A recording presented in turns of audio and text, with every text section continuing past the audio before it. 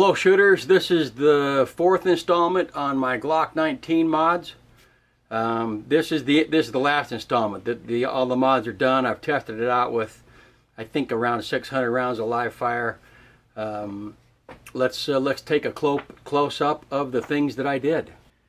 So the mods I did to this was undercutting the trigger guard here, so my finger, and this is so much more comfortable, and it's made to fit my finger. I flattened the trigger, and also, flattened that trigger safety to go along with it. I did the 25-cent trigger job on the Glock. I also added this Glock OEM extended slide stop. This comes on like the Target models, the 34 or something like that. I didn't buy this for this project. I had this in my parts bin from who knows how long ago, so I'm not sure if I would have bought one to put one on there. I like it, but it's not that big a deal. I wanted to keep the cost as low as possible. Now, I also swapped out this Vickers magazine release for the OEM one. I like this better than the OEM, and I have Vickers magazine base plates. This is a must-have in my opinion, the base plates, because the stock Glocks make it really difficult to do one-handed. If you have a Type 3 malfunction, this makes it so much easier to strip the mag out when you got one, when you got a double feed. But that's a must-have. This is not a must-have. This is not a must-have. In order to make the Glock more shootable for me, I really like that mod there. I like the flatter face on the trigger, and I've got the trigger pulled down to right at 5 pounds with just internal polishing. So my Glock project has been a success. I wanted to keep the cost as low as possible and get the most bang for the buck.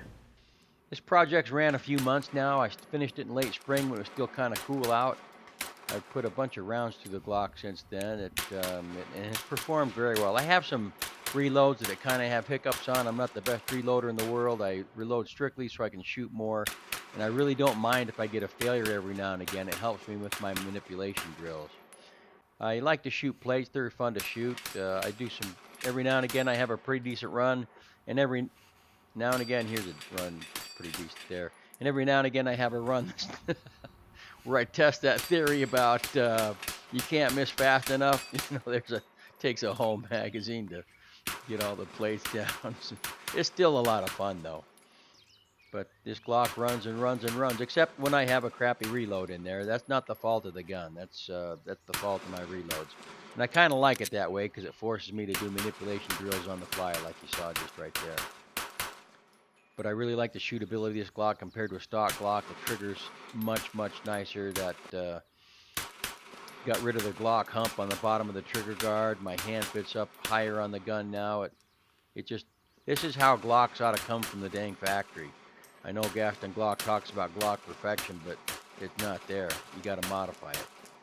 But I like these mods. So there you have it, folks. Good cheap modifications to a Glock.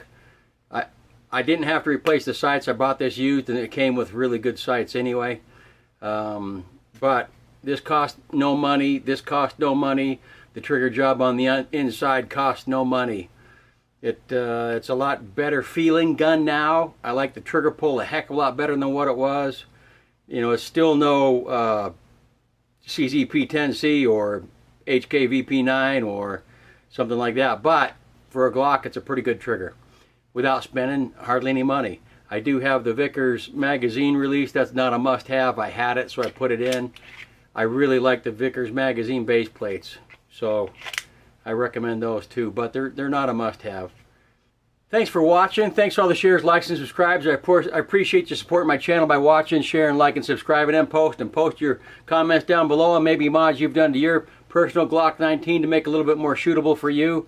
And until next time, ensure that your training and your practice is preparing you for the real world, your real world, and not for the fantasy land of the shooting range.